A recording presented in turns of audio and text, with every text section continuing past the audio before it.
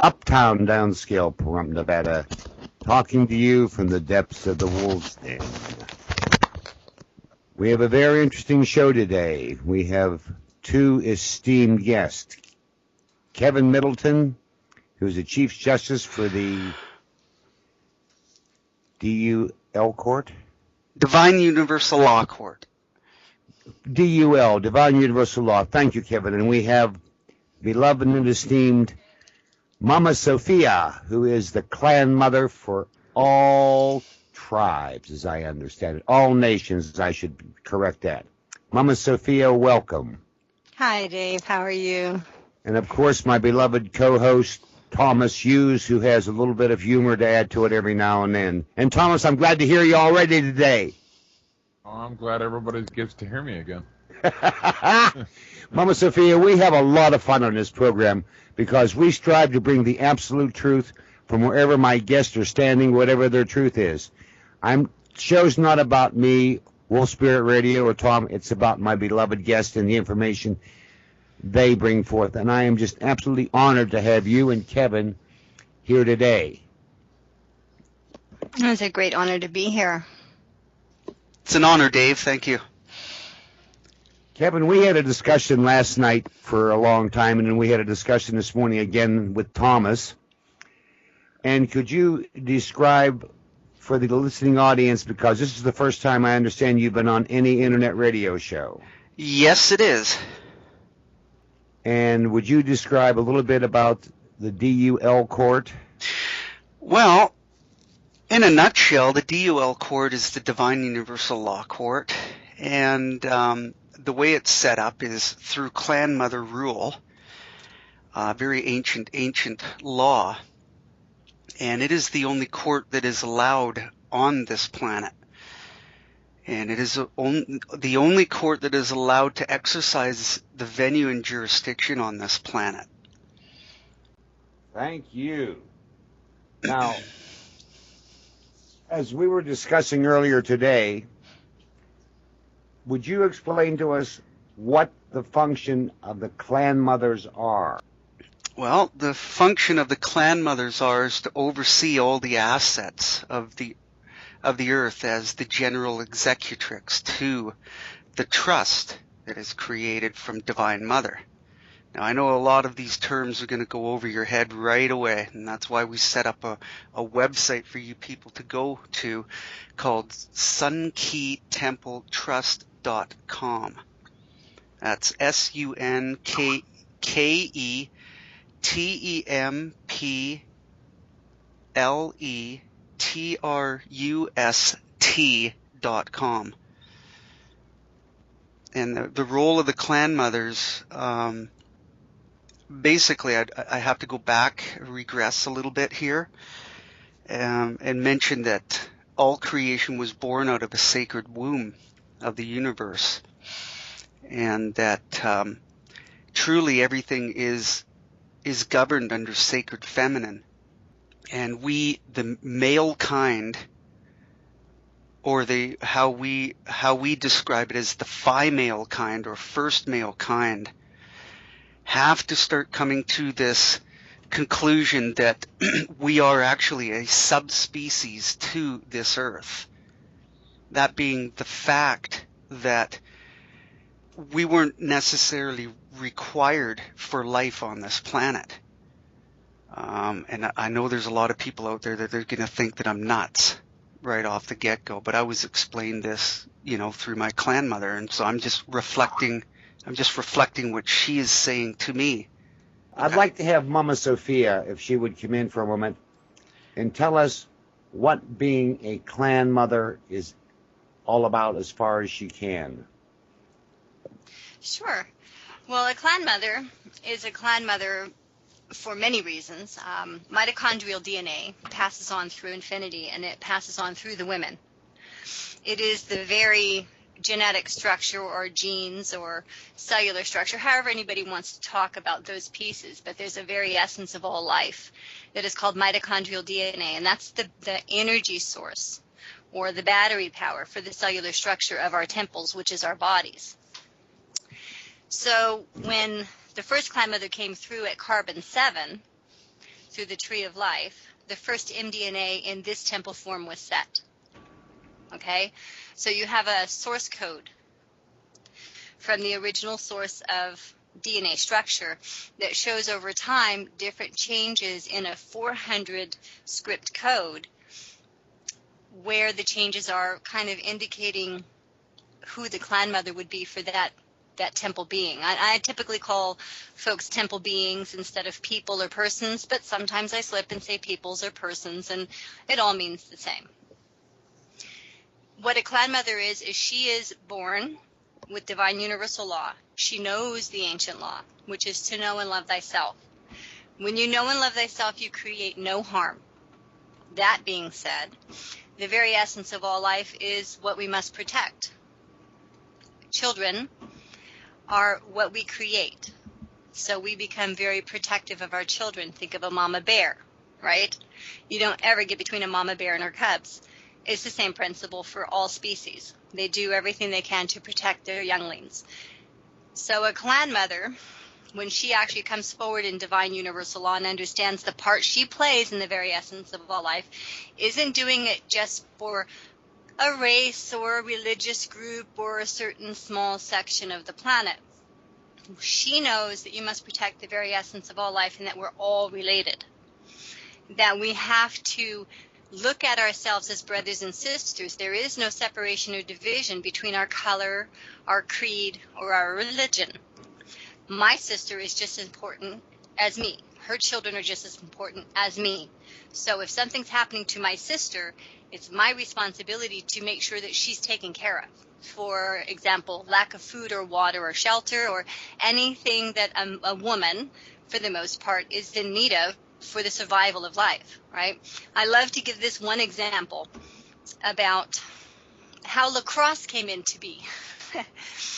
Back in the ancient days, on this continent, when things started to go awry, and the clan mothers would have to bring in from the patriarchal energy, which is the testosterone energy, to help the men not lose focus on their responsibilities.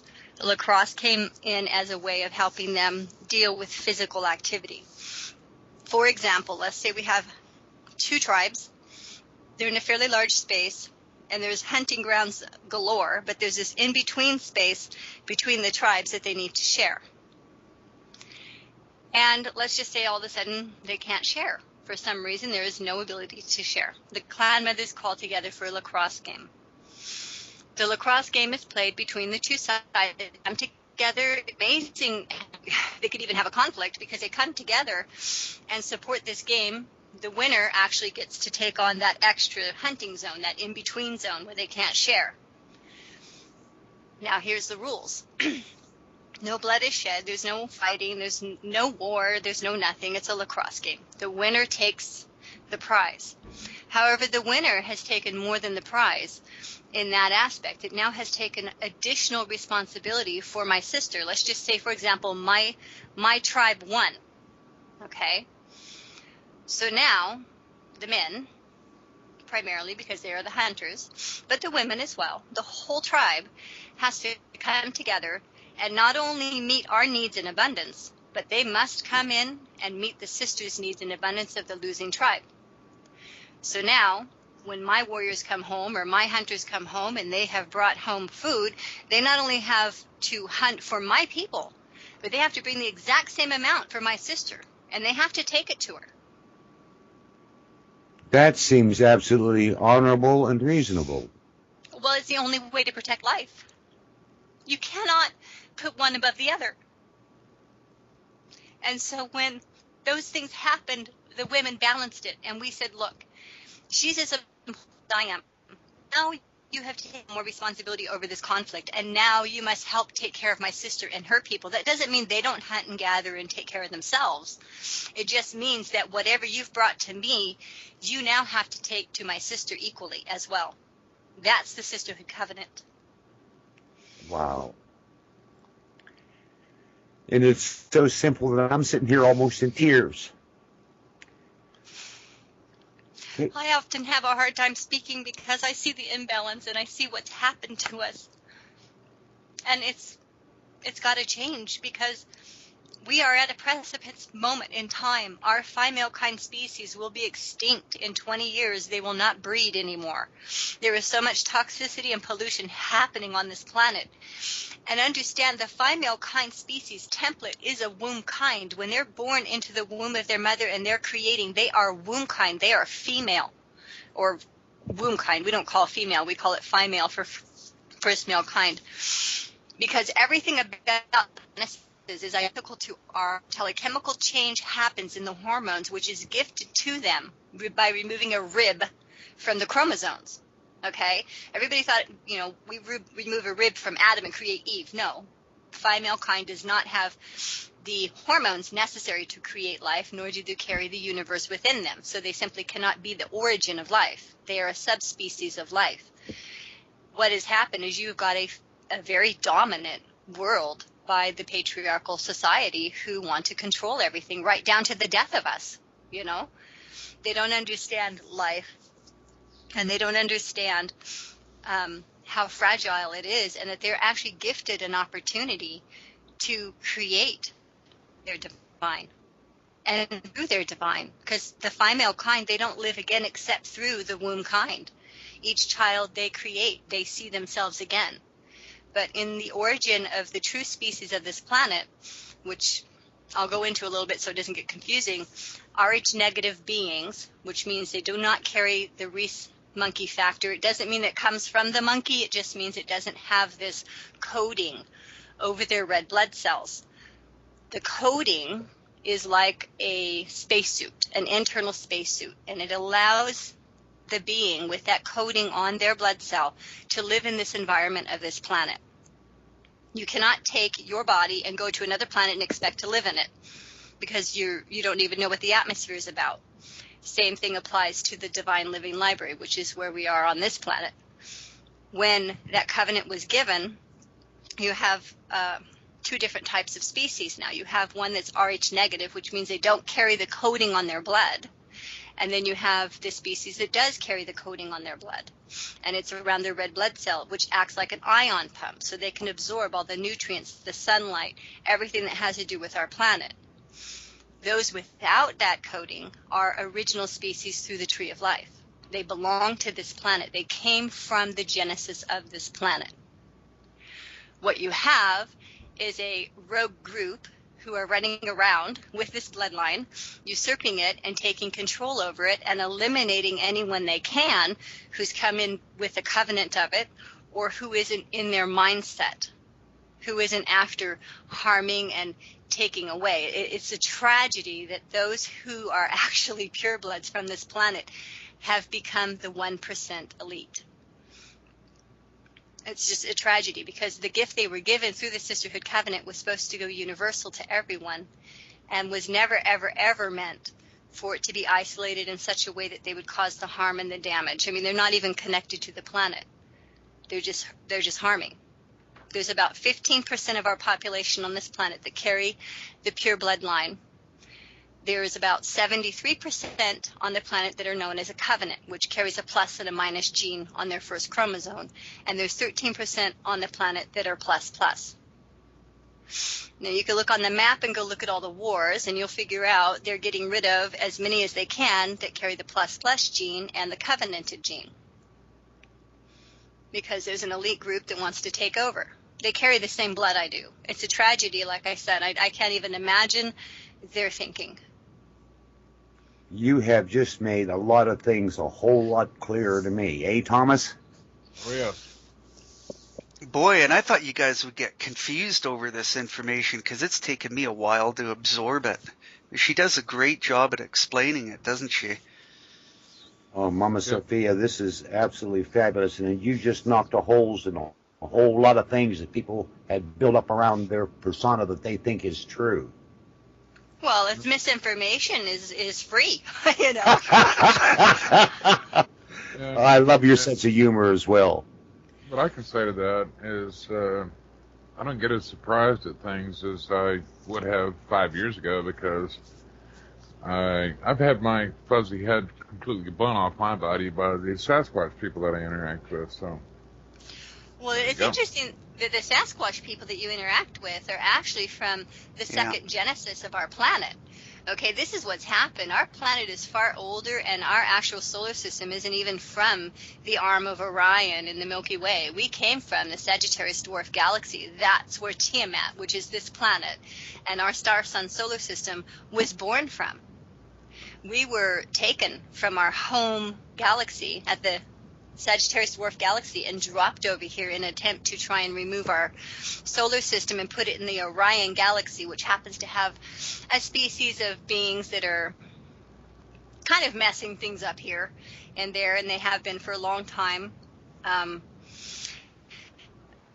Sasquatch, and after they stole our planet and she went through, it's just too emotional to talk about. The manuscript describes it beautifully if anyone has the opportunity. The language is different, but it's Divine Mother, and it's difficult to translate her frequency into the English language because it's not even a tribal language. There's no vibration in it. So get it to come to life, to resurrect it into a living language has been very difficult, but we've been working very hard on it. Those who speak tribal language know exactly what I'm talking about, in the sense that the vibration and the sound causes a whole thought, as opposed to English language. It takes so long to get to the explanation, and that was done on purpose to pull us away from our true connections. But what has been done is pretty hard to do without a lot of tears to explain. But when they took us from our planet, the Isis Genesis didn't remain on this planet. Another being or group of beings, they like to call them the Anunnaki, there's lots of names for them, they came here and started creating a new Genesis project. From that Genesis project is where you get your plus genes, okay? You also get a lot of Sasquatch and the Yetis, and all of those were created from that process, because even though these genetic scientists were messing with creation, and they were creating without creation songs and ceremonies and not connecting species up to our Creator Mother, they understood life, and you didn't ever take life if it was going to survive. So they released these species that didn't quite form the way they wanted to as a worker species, and they let them loose on the planet. And if they survived in nature with Mother Nature, then they were part of the Genesis project. So that is where you get your Sasquatch people and your Yetis and many others that folks have seen. I have two questions for you that they come up in the chat room. The RH negative factor, that's the original to this planet, right? Yes. And the A plus are, I gotta find it again. I can explain that RH plus, or the A plus, what they're talking about is two different types of things. There's the RH negative factor, and there's many different variations in that, except that there's negative and positive, right? There's a lot of Genesis things that have happened, but the bottom line is the negative does not carry the spacesuit, the internal spacesuit over the red blood cells to assimilate the atmosphere, because those who are RH negative are from this planet, okay? Those who are positive create this space, and they're counted to this planet from the original species. As far as AO and AB, okay, which is the other type of blood, they're talking about two different things going on with blood. A is from the original Isis Genesis. O came through from the second Genesis that was created. B came through the gig end. Say that again, please. You were cut out. The A comes from the original Genesis of the planet, the Isis Genesis. O comes through the second Genesis when they were working, when the Anunnakis were working on the planet. And B comes through the Agigi. The Agigi came down through when our planet was not destroyed, but deeply harmed. They couldn't be on the planet, so they had to make outposts. Those outposts were made on Mars and Venus, and then the new moon they had to create for our planet, because the moon that was from our planet crashed into our planet and caused what is known as the asteroid belt. And if you look at the Pacific Ocean, you see this giant, you basically just see this huge ocean hole, because that's where Mu originally was, which is the original homeland. And the remnants that are left are the redwood forest that is in the west coast. That's all that's left of the original homeland, of the very first birthing of this planet. And so when you see the ocean, you go on Google Map or the Google Earth and you look, you see this vast just ocean. Well, that's where our moon smashed into our planet in the process of stealing her from Sagittarius Dwarf Galaxy. If I may add, it's basically where the Ring of Fire surrounds.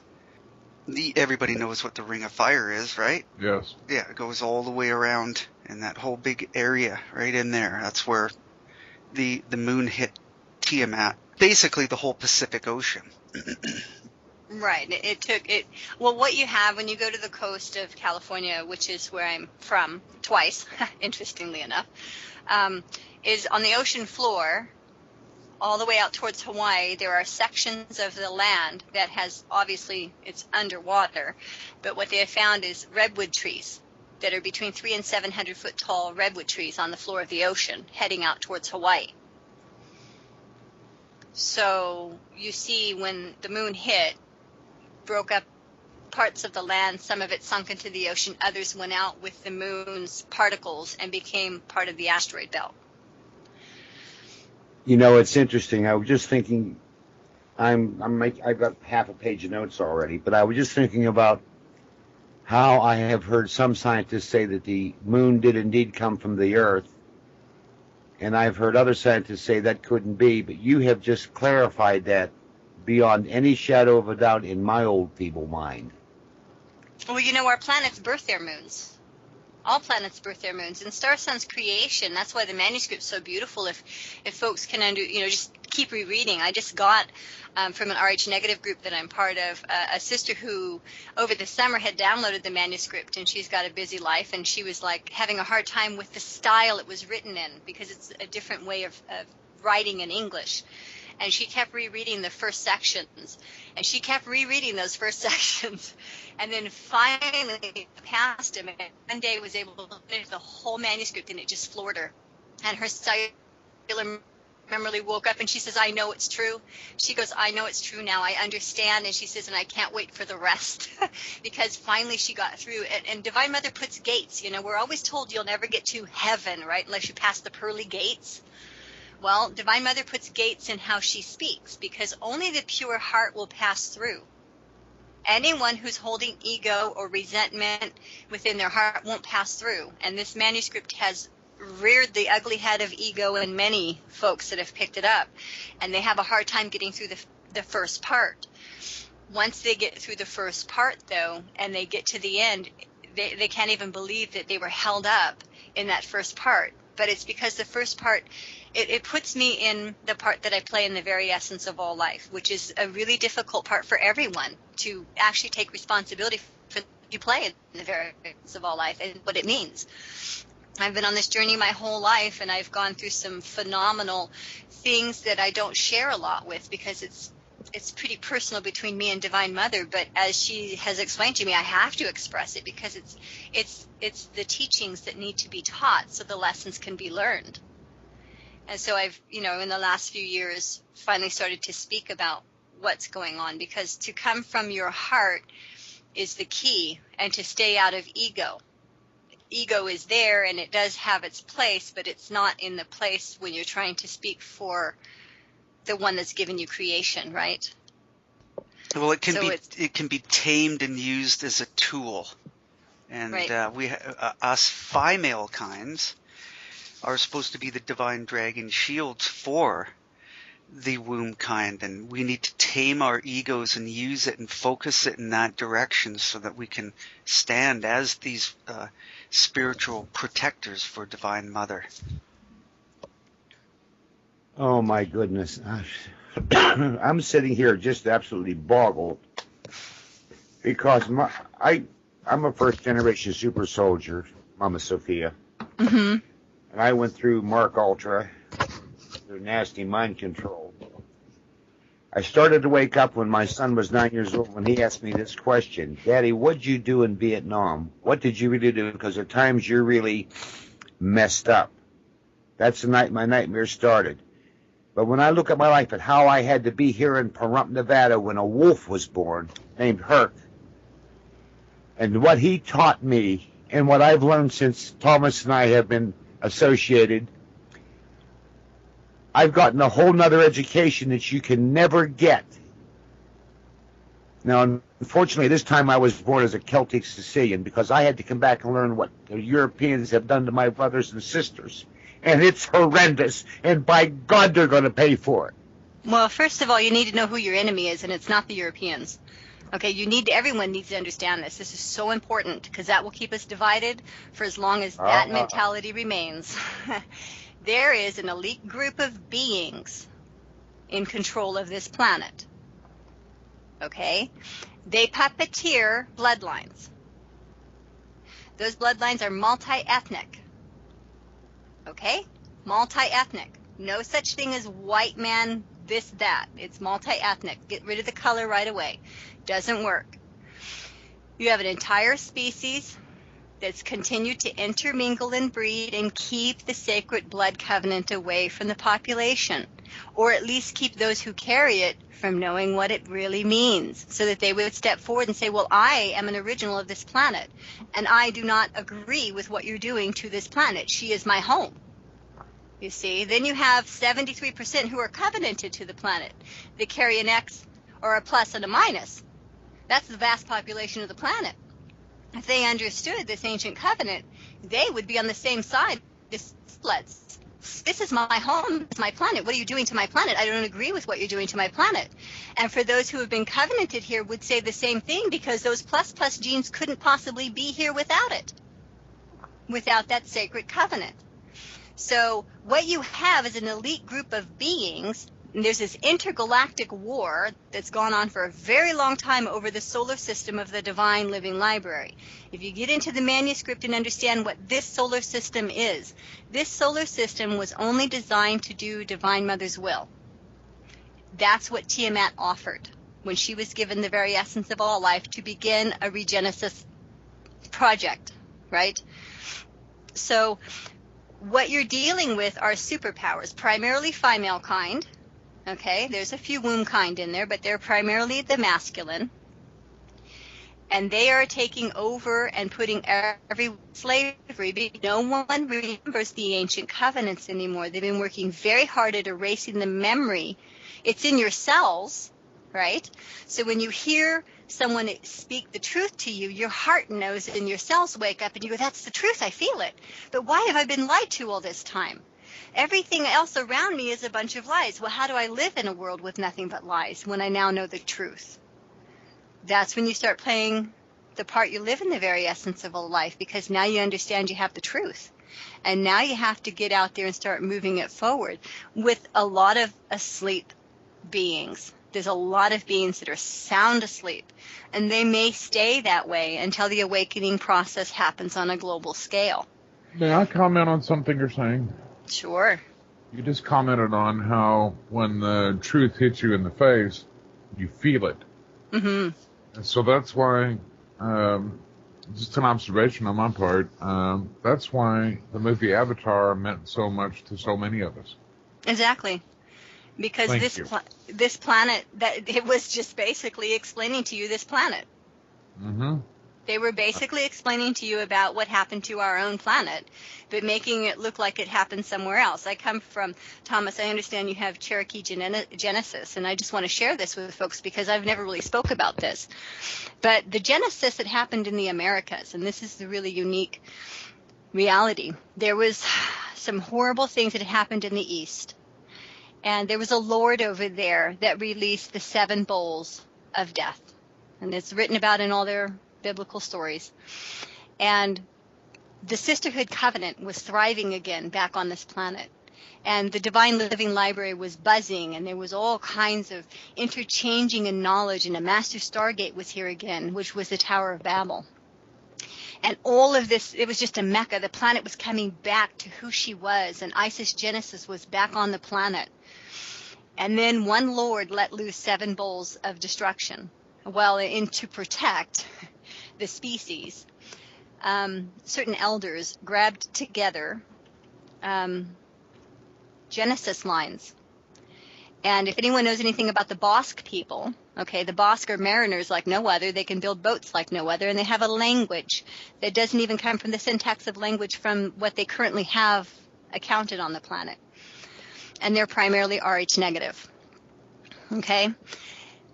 They gathered Genesis from the east and brought them over here so that they could live together unadulterated from what was happening in the east. Each group had their clanmothers. Okay?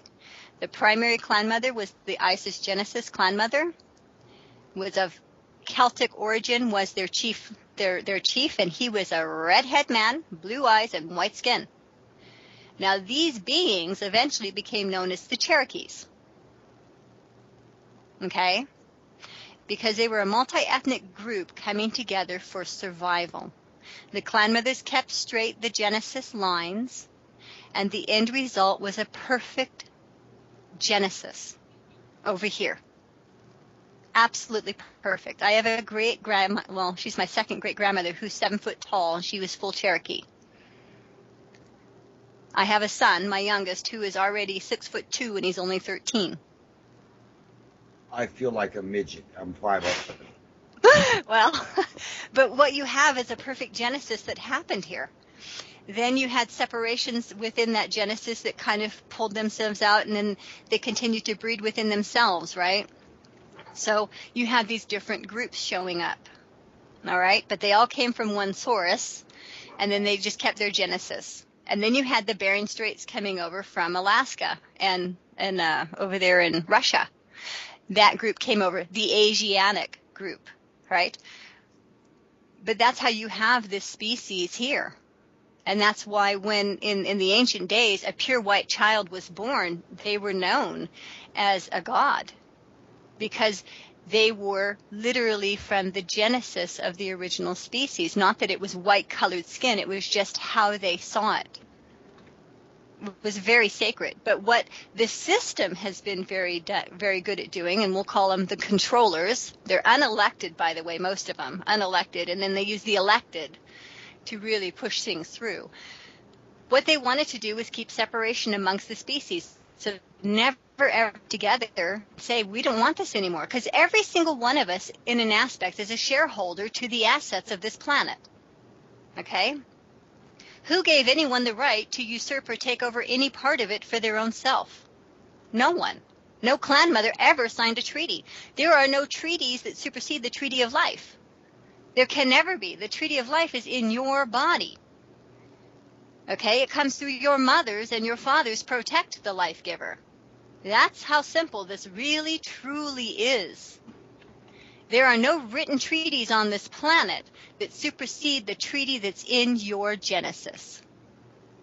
Everything else they did so that they could pull you away from who you are and usurp your inheritance. And then they can collect it all into one pile and then feed it back to you in little tiny malnourished chips. So you are demineralized and strip mined, okay? And they have all the best of the best and you have nothing. And then you still got to pay them to be here. It's like, wait a minute, how did that happen? You came here a fully crowned heir through your mother's vulva.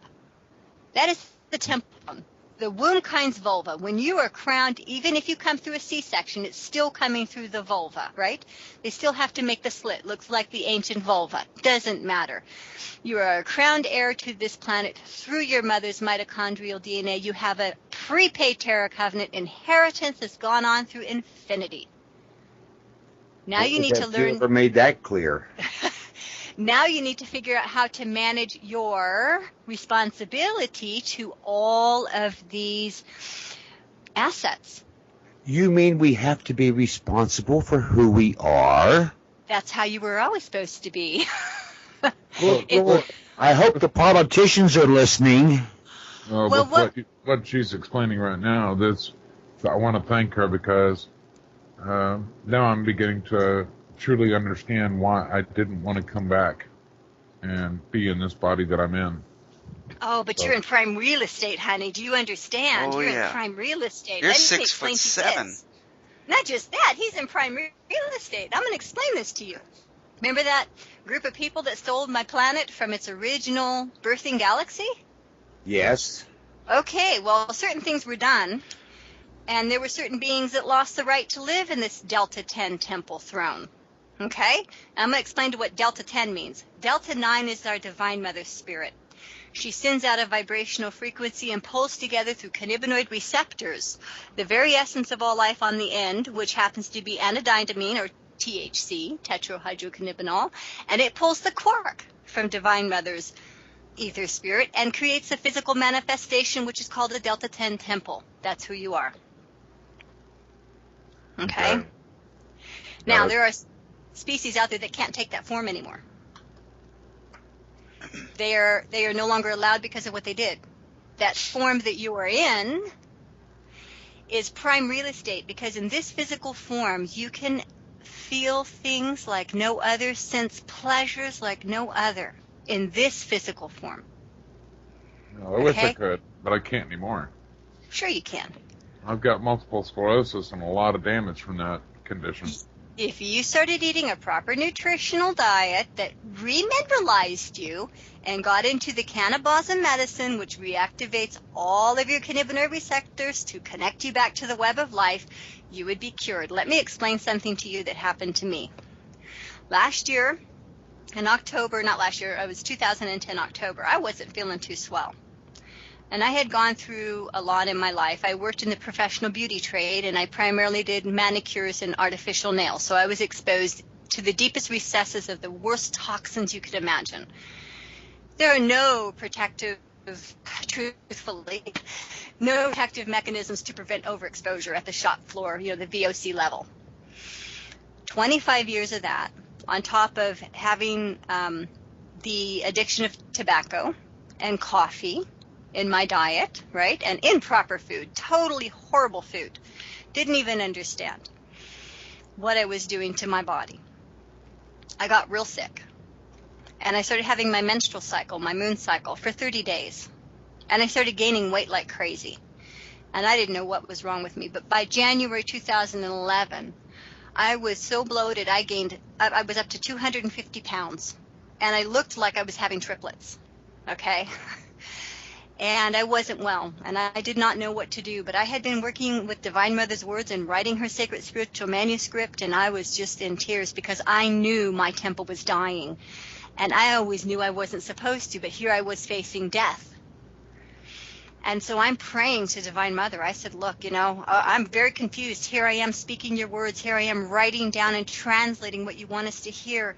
And yet I'm dying, and I know I'm not supposed to. What am I supposed to do about that? How do I stop that? And she said, well, it's going to be you facing your own truth serum in the mirror. You're going to have to look at yourself, sweetie, and you're going to have to make transformation and make that decision. You have to change, or you will, in fact, die, and everything you've done on my behalf will be lost. So Kevin, very most amazing divine dragon shield that he is, knowing where I was hurting was my spleen, started doing body research, and then looking at different things. We found a live blood analysis man named Cody. We went to him, and he looked at all of our blood. There was 3 of us. I had 2 divine dragon shields and myself, and we went. And he explained to each of us what was happening right now.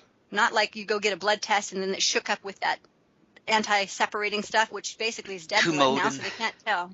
Kumudin, yeah, they can't tell you what's really happening to you unless it's actually happening to you, right? But when you get a live blood analysis, they can tell you not only what's happening to you, but they can show you 3 to 5 years down the road where you're going to be if you don't make transformation. Okay? I was already at stage 3 leukemia when I went to see Cody. He didn't want to tell me. He didn't tell me. I figured it out from key words he kept using. And I went home and did research and found out that I had metabolic acidosis, and my blood was turning to acid. And that's why my spleen hurt, because I had leukemia. I had tumors throughout all my organs in my body. And I was 250 pounds, and I'd never been that big in my life. And I was so ashamed because no matter what I did, it wouldn't go away. It just got worse. as soon as I started to alkalize my body and stop eating the poison they feed us, and I literally had to teach my mind that everything I was doing before was poison. And I had to stop poisoning me. I had to quit tobacco cold turkey, quit coffee cold turkey. What a headache did I ever get. I had to literally change the salt I use so that I was actually using the type of salt that gives me the frequency that I need for my body to have electrolyte charge, as opposed to the sodium they give you that demineralizes you and kills you. So I had to learn a lot. I am here today, a year later, 100 pounds lighter and no cancer. I started taking chia seeds in February of last year, and I've regained enough vision in the eye that went blind to where I can read words on the screen when I close the other eye. Yeah. But, there's just so much damage to this body. I don't know if I'll be able to heal it or not, and I'm not worried about it because... Oh, yeah, you can do it. Oh, yeah, we've all gone through this change. I was hurting at the same time Mary Jane was. I was in a massive withdrawal from drinking alcohol for almost 25 years of my life. And it was one of the most horriblest things I've ever gone through. I felt like I was dying every day. My whole stomachs, intestines were bloating up, and there was pain. I had to go to the hospital, but the hospital couldn't do anything for me, and I'd get into these weird paranoid fits like I was it's so hard to explain. It's just absolute terror and horror, and I never want to go through that again. And right now, as I'm talking to you guys, like I do bodybuilding now, and I'm completely, Mary Jane can tell you that she's seen quite a transformation in me. I've lost all the bloating, but I've gained the muscle mass back, and I'm not a big guy by no means. I'm like 153 pounds, but I look pretty good, and there's ways of getting around it when you can go get the main thing what I'm trying to say is go get a live blood analysis done by a very qualified, I don't like to say practitioner, but a qualified individual.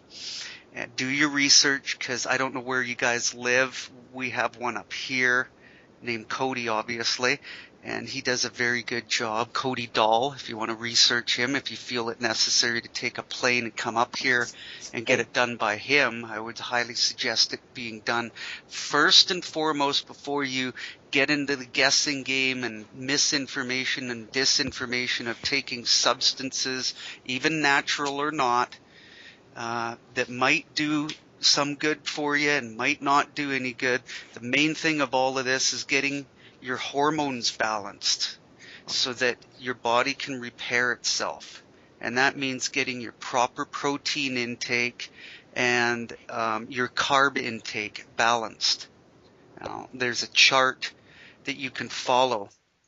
The U.S. Olympic team was using this formula, and they were superseding basically everybody in the world. And I can't remember the guy's name that invented this formula to be able to use so that the body could repair itself hormonally more than anything else. But Cody uses it, and we've got a template done, and all the proper foods that you should be eating and what to stay away from, when you should be eating, what you should be eating, what to stay away from, natural or not, because it's not all good for you. I mean, everybody says that bananas are really good for you. You know, they pack all these nutrients and everything. Oh, bullshit.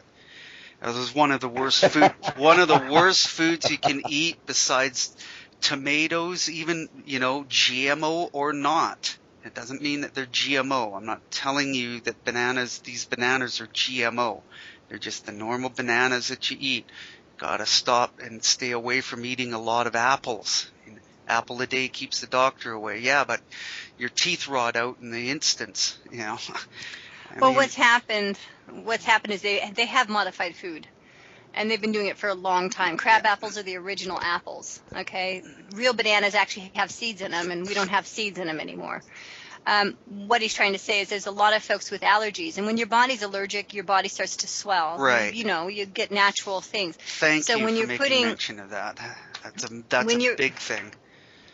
When you're putting things into your body that your body is naturally allergic to, what it's going to do is start causing edema. It's going to start swelling, but you may not even notice it right away. And it's going to start adding on. And the reason for this is you are cells, and you are a cellular structure of water pulled together by electrolyte, right? Basic, simple process. And your cells, they need to be able to repair. That's what their job is. The red blood cells deliver nutrients to the cells so that they can go about their business repairing. However, if your red blood cell is delivering toxic waste, which is basically almost everything that's on the market for food and for water and for drink, then your body is taking in more toxins. Okay, now the cell's going, okay, well, you just dumped a bunch of this on me. I have no use for it because I need to do repair work. So what the cell does is turns around and creates cholesterol, okay? And then it throws cholesterol back out into your bloodstream. That's how you get high cholesterol, because you're malnourished. People who are diabetic because they're malnourished. That's the only thing. You could be 1,000 pounds and be malnourished. It has nothing to do with your weight. It has to do with the quality of the nutrients you're actually putting in. And if you understand that they have been strip mining your body for a long time, we are very hard to kill. I mean, yeah, they can walk up and physically damage you. But if they wanted to, for example, I'll just throw a few things out there. They're raping our planet, right? And in the rape, they're causing a lot of petrochemical byproducts. Well, what are they going to do with these petrochemical byproducts? They can't just throw them back into the earth with the refined process that they just did, because it would kill the planet. But they can use the living temples of Earth, which are us, to filter through. So we'll just create a shitload of products that have all these poisons in them, and we'll feed it to the population, and they'll filter the toxins. Okay, so now you have more of a rapid death, even more so than what you had, 100 years ago. Because now you got more, you got babies being born now with all of these problems that never had problems before, because it's in everything that they give us back. This is the huge conglomerates of corporations, and what we've done, and this is really important, is we've taken the step out, and everybody's heard that in different religious books or spiritual books, the dead will live again. Well, how do the dead live again when they're dead? All right? This is what that meant. This system, and those controlling it, created a system that killed you off at your birth, so that they could take your assets and use your assets to enrich themselves unjustly. Now, mind you, they're supposed to be the trustee and you're supposed to be the beneficiary, but they switched that around in that process too. Giving you the birth and social security card and getting you to sign all their forms, you became the trustee, of which you didn't even understand the laws, and that's why you're always getting in trouble through all of their legislative enactments, because every time they pass a code or legislation, you have no idea that you're supposed to be the attorney defending your own self as the trustee in this trust, because you have no idea. Because you think that you somehow are being taken care of by a government who cares about you. They don't care about you. The sooner they can kill you, the faster they will. Okay, because they haven't been put in their place. Well, let me add something to what you're saying. They do care about you for as much as you can give them. When you can't give them anything anymore, they don't care at all. Oh, yeah. Well, they only care because they can throw you in jail and create a docket number from a court number, right? For as long as you're useful for that trade, because everything's a gamble in their system, right? Pretty much.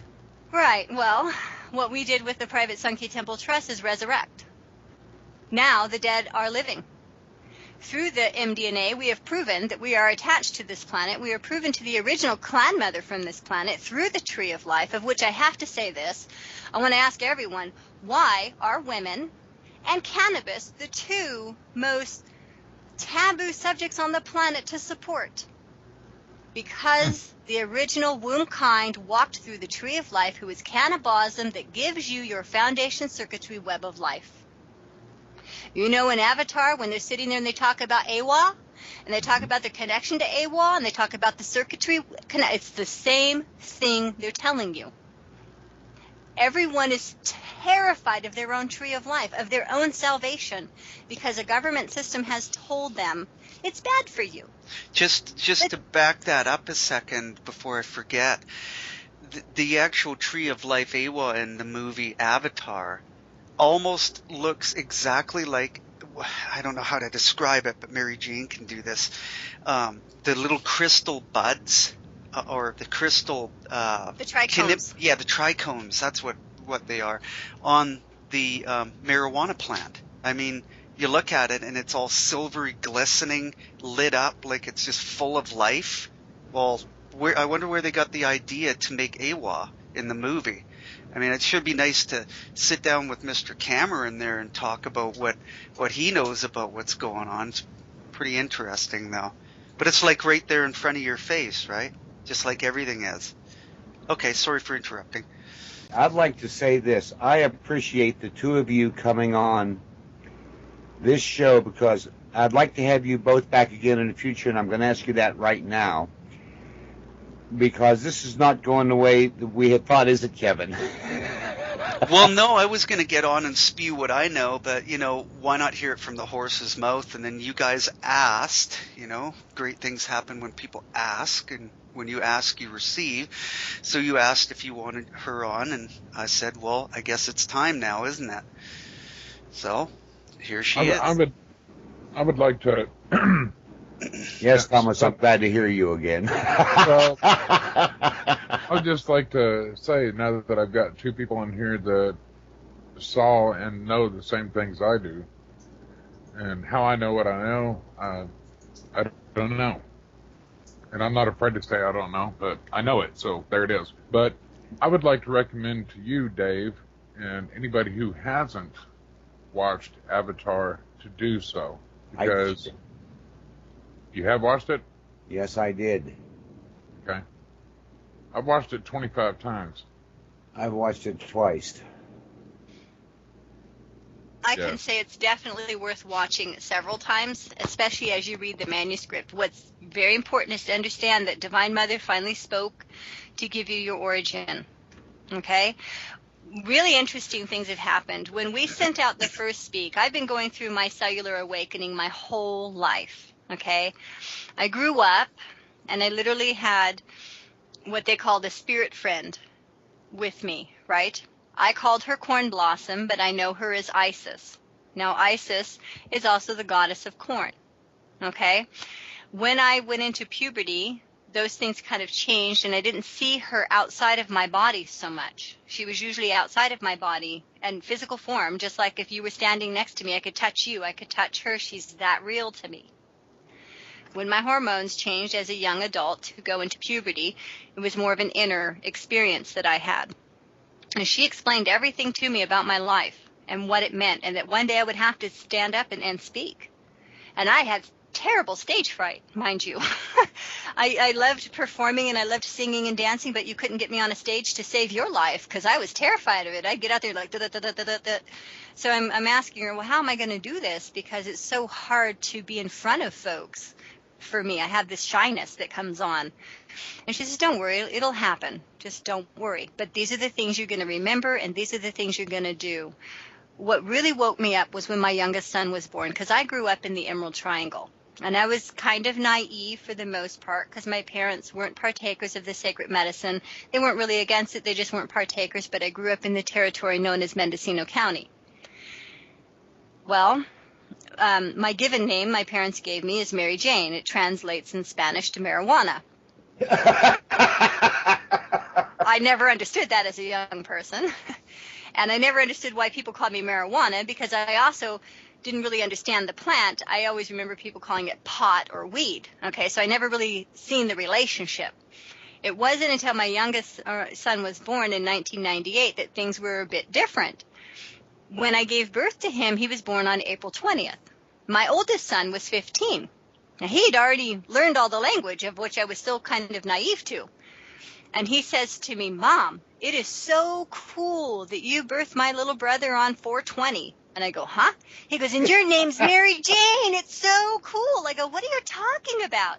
So my 15-year-old son had to educate me. Okay? So then I'm like, well, that's kind of odd. Well, here was the really weird part. My youngest son was born on 4/20. His biological father's last name starts with the T, like Tetra. Then if you're going backwards from him, you get to my middle son. His last name is Hines, like hydro. And my oldest son's last name is Cram, C, like cannabinoid. Tetrahydrocannabinoid.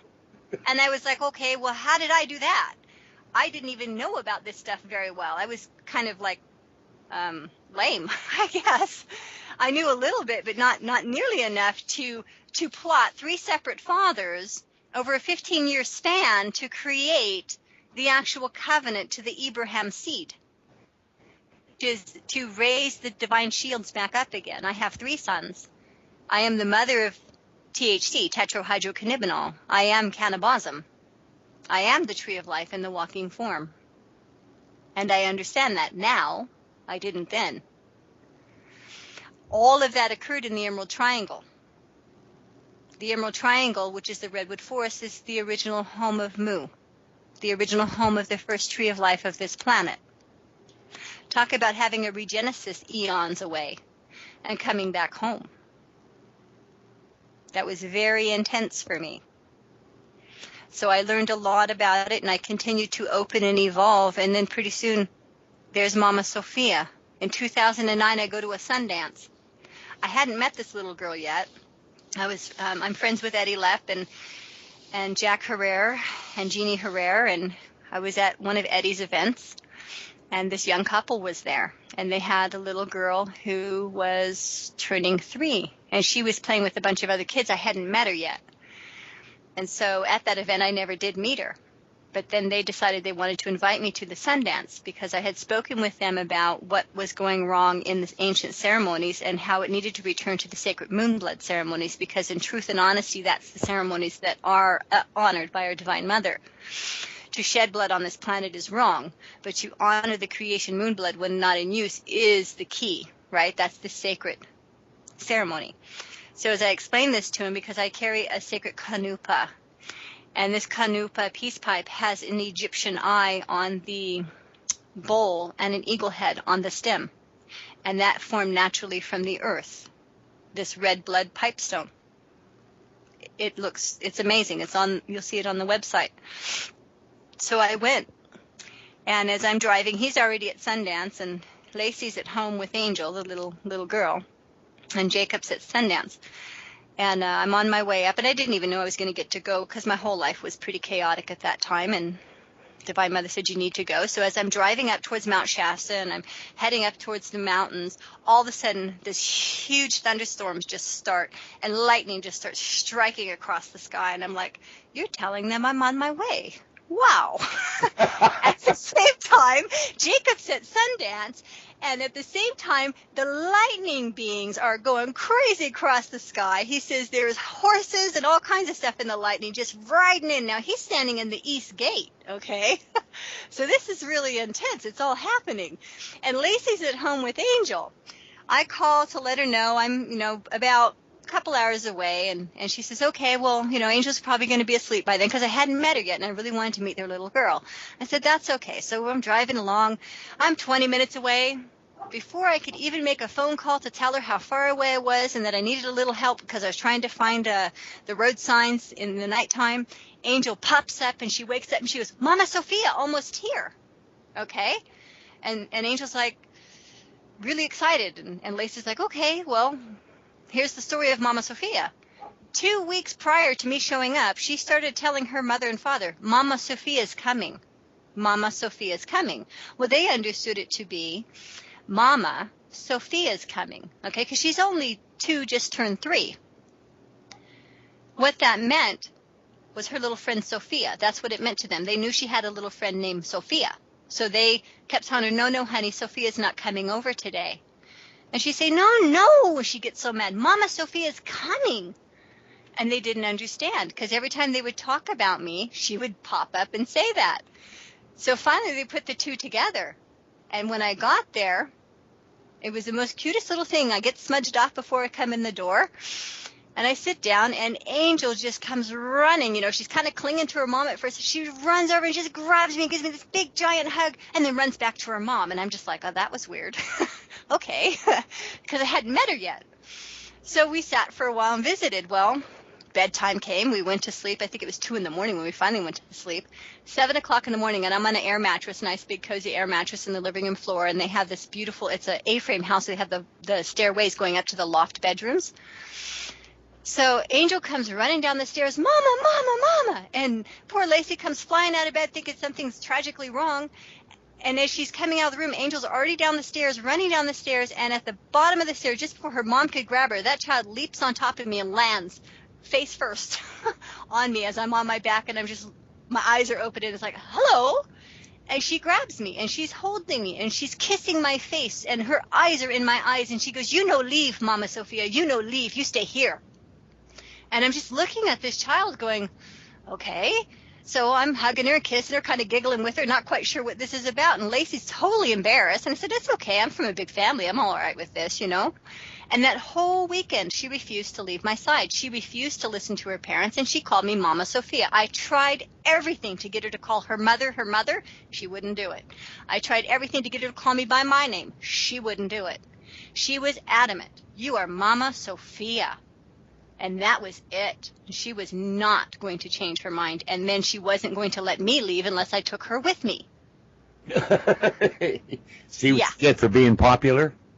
Well, what it was is it was a child out of the mouth of babes. She knew who I was. Even though I was still evolving into my position of the responsibility for the part I play in life, she already knew.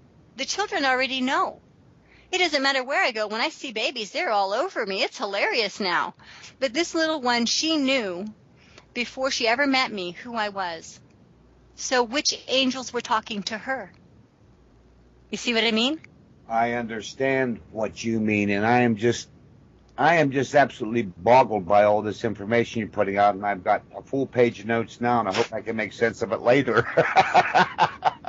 But this is what Divine Mother's teaching us. I mean, and for me to step back from death, right, and take responsibility, because I could have easily given in and said, oh, well, I'm going to die of cancer, whatever. I have 3 sons. I'm still not a grandmother from them, right? And I have Divine Mother's words to continue to share with everyone else and help you remember who you are so that you can come back as beneficiaries to the estate trust that was given to you at the moment of your conception, let alone being crowned through your mother. And that these folks who are in control are trustees. Okay, they have been placed by the Sunke Temple Trust in the deed of the private Sunke Temple Trust as trustees. Now, this is the key. Listen, everybody that is on this radio show right now, listen very carefully, because there are other people out there that are promoting this similar type of information, but we've taken it, obviously, since we have the law, the only law that's allowed on this planet, we've taken it to the next level. And there's people out there like Dean Clifford, just love the guy's information, by the way, and I hope he's doing very well at what he's doing. So if you people out there that understand trust law and contract law, then this is definitely for you. Okay, I just had to throw that in. What you have is you have a trust that has put who you are into the proper perspective as a beneficiary and how that came to be through your mother, right? And that now these trustees work for you. Okay, now they're in control at this moment of all assets. But what we did was make them liable for all assets. So if you get harmed, guess who's at fault? They do. They're at fault. They're liable for every single living essence on this planet. That is why if you actually take the time, we have it up on the website, but we have Obama's State of the Union address. For anyone who's read the materials that's been produced by us and you go and listen to his address, you understand that they are conforming to the trust. They have to. Okay? All this Illuminati and Masonic order crap, get rid of it. Because there's only bits and pieces in there that actually went back to the ancient mysteries that still remember. There's only a few beings on this planet that understand what's being done. The rest is disinformation to mislead you and make you afraid on purpose, because you have a choice. You have love or you have fear, and those are the 2 things you have to choose from in this world. I choose love because I do not want to be afraid anymore. There's no need for fear when I know that I stand in a position as a beneficiary to an estate that gives me abundance. All I simply have to do is ask for what I need to have my needs met in abundance and do a divine light energy exchange. Now let me explain to you what divine light is. Okay, go ahead. I was just going to say, Momma Sophia, we have addressed how fear is actually an acronym, and it means false evidence appearing real. So there really is nothing to fear. Right. Exactly. Thank you, Thomas, for clarifying that for me again. Yes, thank you. Well, they built a program in your mind called mens rea doctrine, and that is basically they've made you so that you feel guilty all the time about doing things, and they even explain that in their court documents when they send you. You know, if this guy's guilty, well, he's guilty in his mind, so he must have done it. So let's prosecute him for this stupid little act that we make him the trustee for. It's just ridiculous. We have to get over that fear. Anyways, continue. Oh, I was going to say, love is also an acronym, and it stands for living one vibration everywhere. Exactly. Now here's divine light, because a lot of folks get confused about what light means. It's LIT, and it's an acronym in itself. Divine love, divine intent, and divine thought. That is how we are created. That is how we're supposed to create. Okay? Everything you do, if you put divine love, intent, and thought to it, you have given someone a gift of divine love, intent, and thought. Now, divine light energy exchange is when you come from divine love, intent, and thought with whatever it is that you love to do. Okay? And you exchange it into the center of the nation's hoop, which is the treasury, and it's holding all the assets. And you receive from that your undivided beneficial interest of abundance. Now, the transformation process that's happening is where the system, who has gone hog wild and taken all these corporations and made all this false fiat currency, that they certainly couldn't have nearly enough money because it is your energy, right? Are we still on? Oh, you bet we're still on. By the way, we can go much longer than 2 hours if you would like. I don't even know how long we're on. Whatever works. It's been an hour and 15 minutes, pretty close to that. Hour and 8 minutes. Right. As far as my recording goes here. Actually, an hour and 13 minutes on my recording. Okay. Actually, just wanted to let people know out there, there's an MP3 Skype recorder 3.1 that you can download so that you can go and click on this thing and be able to download your own take of what we're saying here, so you can get your own recording going. And within a half hour after we're done, it will be up in my archives as one big recording, unfortunately. Okay. That's all right. We're going to put a special page up because this is really the first time we've actually spoke. I've had a few talks on a radio station in 2008 when I was trying to explain to folks. But what I found was there was a lot of people who wanted to take the information and run with it without having the full background of what it meant. You know, it's just a way to grandize themselves without really understanding what this really means. You cannot sell this because this is a gift given by our Divine Mother. You can have abundance. You know, we're not saying that even those who are in control of the system can't have abundance. We're saying absolutely you can have abundance. However, so can everyone else. So there's the difference. What we did, and this was really unique, is we took the trustees, which are the controllers of the establishment, unelected, elected, you know, they're all labeled in the trust. The trust is online for anyone to view. It's a private trust. However, it's available because you're all beneficiaries, and if you choose to read it, you need to know it. Where can we find it? It is on Sunke Temple Trust website in the DUL court section. And I will give you Just a minute. I already have it bookmarked. Yeah, DUL. You do have to submit for a password to get in, but when you go into the DUL court section and you hit writ of mandamus and deed of private Sunke Temple Trust, it comes up to a page that says proof of delivery, and then it proves that we've delivered it, and then the next one is the writ of mandamus and then the deed. You could get it from just about any one of those sections. It asks you to go in and put your email address so you can just get the password. And what we're doing is that way we can keep track in the Divine Living Law Library who's actually coming to view this. Because the thing is, each one is a beneficiary to this trust. This is what's so incredible. Even those who are constructive trustees have to take the position of an incompetent beneficiary. Now, let me get this clear to everyone. Right now, in trust law, in their system, they don't have to tell anybody anything about a trust if they're considered an incompetent beneficiary. That's why most folks have no idea about the trust that was created as soon as they were born, because you were born incompetent, and that's how they see it, and they don't have to tell you. What we've done is we've taken and put the folks who are not up to speed in divine light or understanding the divine universal laws, which is to know and love thyself and create no harm.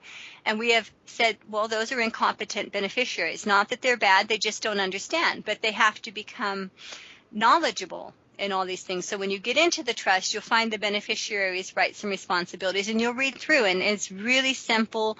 It's very easily put. Everyone has a right to abundance. They have a right to a home. They have a right to transportation. They have a right to health and wellness. Whole 9 yards. You have these rights, but what you have to do is tell the trustees what they can and cannot do with your portion of the asset. I would love to post these up on my website, but what we're going to do is we're going to put links up so people can find them on our website. Right, JP? You'll get that in about 2 minutes or so, because we're about 2 minutes behind. Okay, yeah, definitely would want the links up. Our goal is to keep folks going to the Divine Living Library and really understanding the information. You know, it's open source. We want open source information. I happen to be a patented inventor, and I have 2 patents, and that's really rare, first of all, for a woman, because most all patents, I don't know if anyone knows this, but most all patents that are ever applied for, only 10% are ever issued, okay? Because the government steals the rest of the information.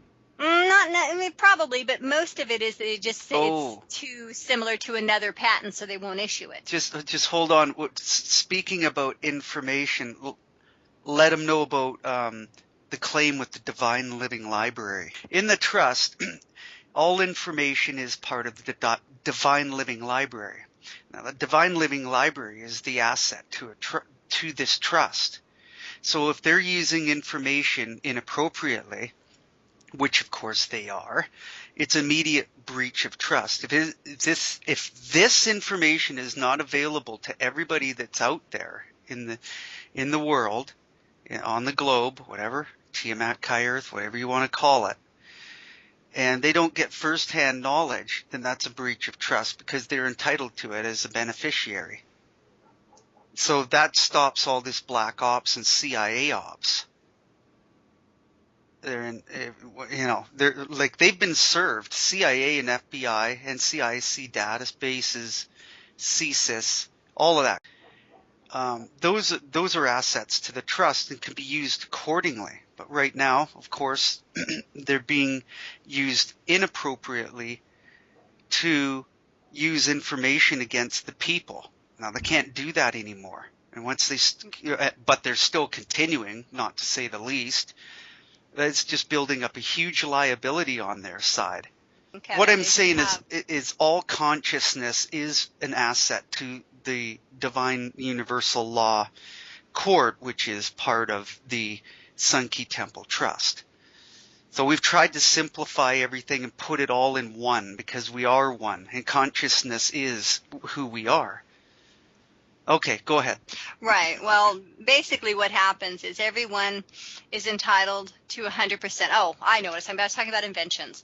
So right. Technically, I have 2 patents, which is a really rare thing in this world for women, especially women who didn't go into, the extensive length of education.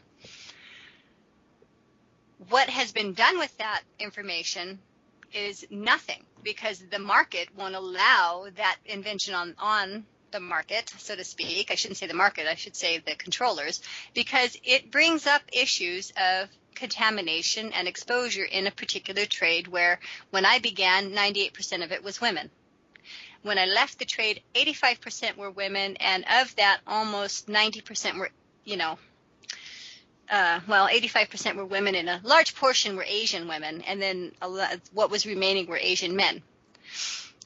What's happening is they don't want things that improve your health on the market, so my product didn't get to the market. But my product to that.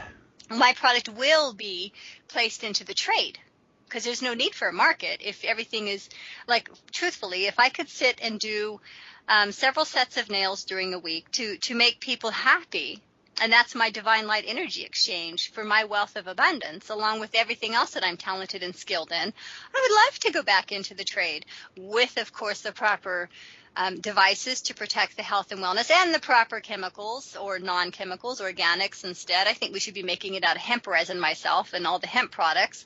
But these are things that we need to get back into for our divine light energy exchange. So I could create from that, literally, okay, let's just take this example. This is the example. I come in and hand them all the titles to everything that I have created in my life and anything that they created on top of me, and hand it back to them, right? I have a business plan for this invention that would bring $10 billion in the first 3 years. Because it's a needed safety device. It's actually a safety device that would literally cure all that ails that trade. Well, here's a business plan that could give, in their system, with their currency exchange, $10 billion in 3 years. And that's only at 5% of the entire trade worldwide. Wow. Right. So if I could create that, having the limited education that I was blessed with, everyone else could do the same. So there's your asset base, what you've given back to the center of the nation's hoop. You're constantly giving energy back and forth. That's the whole principle behind divine light energy exchange. Now, the trustees have to keep all the checks and balances. Now they're on the hot seat. And if you look at the United States, they're still trying to figure this all out, because we are still working on finishing up the documents that opens up the grid card and the trust account. We're finishing up those documents, which gives back all the titles to the owners, make the trustees the owners. They hold full liability. That means if something happens to me, they're at fault for it. Okay? I don't want to hold the title. I want to be a beneficiary to undivided beneficial interest. And I want to have my say. And that's all I want. And the rest of it, I want to live my life and enjoy myself. But if you want to go out there and knock yourself out running a system that takes care of me the way I say is beneficial to me, cool. You go right ahead. But you're going to do it the way I want it done. You're not going to do it the way you think it should be done. And you certainly aren't going to continue to unjustly enrich yourself with all the assets while the rest of us sit around trying to figure out how we're going to get our next meal, or do we have the roof over our head tomorrow? Or how I'm going to feed my wolves next month. Exactly. So what our trust has done is it has taken it all the way through. I have to say, and I've been watching not a lot of news, because I do a lot of administration work on this end, and I don't get onto TV much, and I only see a little bit on the internet, and how much of it can you actually believe? But I have to say, when I heard Obama's State of the Union address, I was almost in tears, because he was speaking point for point from the trust, so they know. Now, are they the global power in the United States that answers for everyone in the world? It's possible. It's possible that that elite group that's the primary controllers is smack dab right in the U.S. It's a high probability, actually. But that's okay. I don't have a problem with them. Divine Mother has embraced them. She has said, you can have the same as everyone else. You must hold the status of an incompetent beneficiary, which still means you have 7.9 million S units in your account. Okay? Everyone has 7.9 million S units. S units means Signatory Unity Nations Inheritance Trust. Okay? Where we get to Say that again, please. Signatory Unity Nations Inheritance Trust. That's what S units is. It's a divine currency. Everyone has 7.9 million units in their account. It's been there since their mother was created through infinity. How we came up with the number, you basically are priceless and have abundance. But what we're trying to do is wind down this sovereign debt banking commercial system and put in a divine light energy exchange where we all hold responsibility for the part we play in very essence of all life, and we do what we love to do, and we exchange that.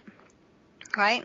There's people out there who really enjoy being the trash collectors. There's people out there who really enjoy being the manufacturers. Well, let them do it. And there should be no unemployment. There's so much to do, and our planet needs a massive cleanup, and there's all kinds of brothers and sisters all over the planet that need a major rescue. Well, we're over there building them hemp houses or earth homes and teaching them how to have aquaponics and how to have food. And all, I mean, there's no reason for unemployment. That's oppression. We're oppressed because of what the system is doing, because we haven't told them how we want our assets managed. We haven't told them because we're all coming out of a fog of generational slavery. Okay?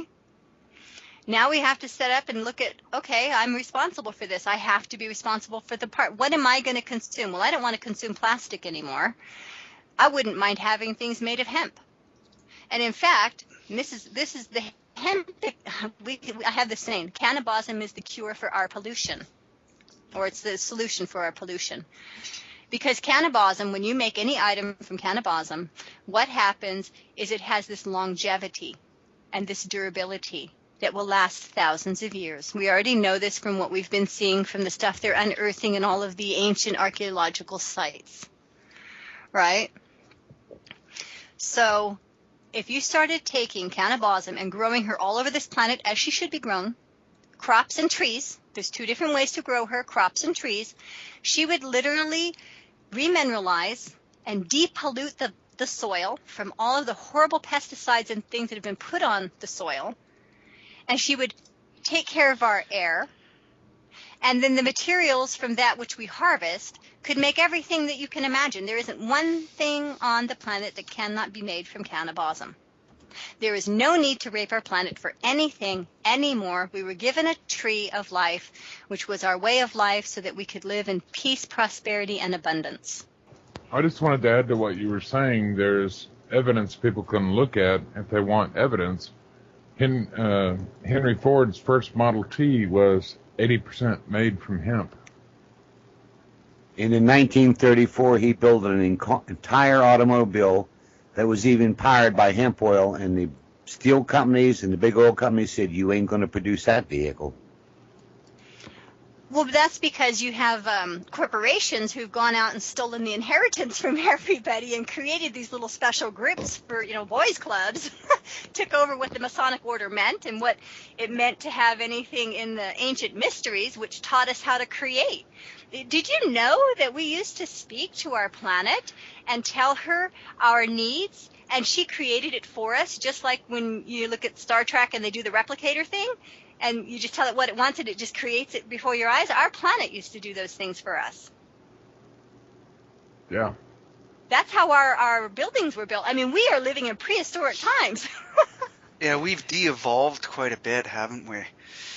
It's kind of pathetic. We had to, in order for the controllers who wanted to take control, they had to de-evolve us. That's what they had to do, so that they could get us to a level where we wouldn't be vibrating at the proper frequency, so that we wouldn't connect up to the fact that we are one, but we are also individual, part of one.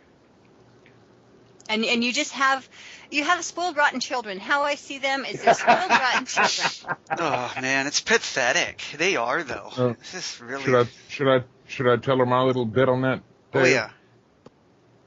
Dave. Yes, please go ahead. This is good, Momma Sophia. Yeah, I've discovered the true meaning of DC in Washington, D.C., and it stands for delinquent children. Yeah, I believe that. Well, though, it actually stood for D current. Now, understand our planet is DC current, okay? And so are you. You run on DC current. And when Tesla was trying to explain how we could pull energy out of the air and literally use it for our own needs without harming anything, without having to build anything around it, without having to have power lines around it or anything thereof and the like, he was trying to teach us our relationship to the energy around us so that we could actually use the sources within us and around us to benefit ourselves. Instead, they put a meter on it and called it AC current. Now, we live in AC current, which means alternating current. The thing about our bodies is alternating current is dangerous for us because we are technically DC current. So when we live amongst alternating current, our frequencies are constantly being interrupted. They're not living up to the standards that our Divine Mother wanted. And that explains exactly why they killed Nikola Tesla. Of course. Because he wanted to go back to helping folks understand DC current. We had on this planet many times, the original Genesis is, if you go into the manuscript, you hear Isis speak about on the second Genesis, where she's literally helping the Canaanites and Lilith womb kind create their new cities because they had to leave because of the loss of the life of Abel. See, folks don't understand that Cain didn't murder his brother. There was an incident that occurred. And one of the lords that came with the Anunnakis was so angry because Abel was his student, and he wanted revenge. So he wanted the twin brother Cain to die, equally the same. But this is a whole new Genesis project. You had Lilith and Adam, and they just birthed Eve. See, everyone doesn't understand where Eve came from. They think that Eve came from Adam's rib. Oh, no. Eve is the child of Lilith and Adam. And they got rid of Lilith because she got a divine blood Cherokee Covenant from Isis, creating the O-negative bloodline.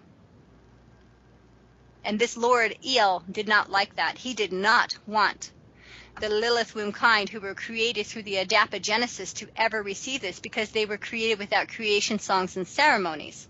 So they weren't created in the light that was supposed to happen in creation. They were created through a Genesis project that they used other beings, which caused, the separation, the hierarchy position.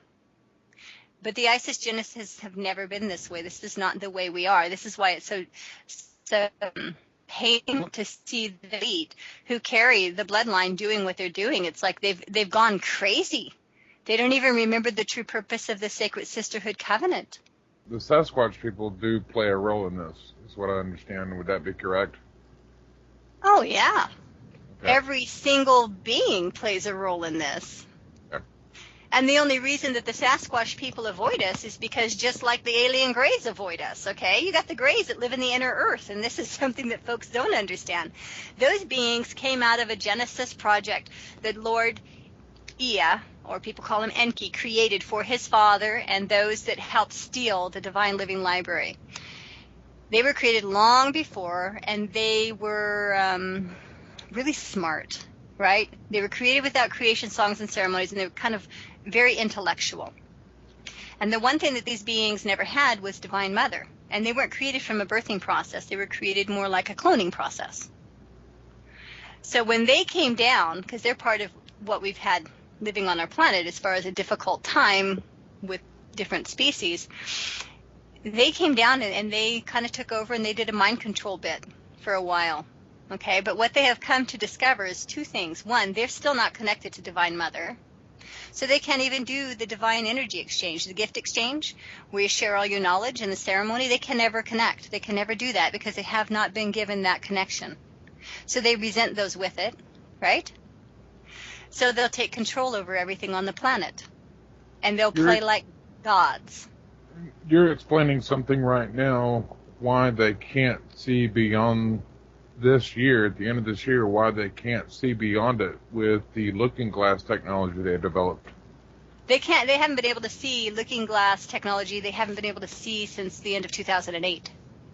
So they're lying to us about things? They're in the blind right now. They're in the dark. I'll tell you what happened. In 2008, that was, and this gift was given to them to see what they would do. Would they help the masses? Would they come together as a group of Genesises on the planet, embracing each other's brothers and sisters? Would they come together in the Divine Living Library and be the amazing librarians? Would we get past all that separate all of us to get together to be one and to be joyous and happy?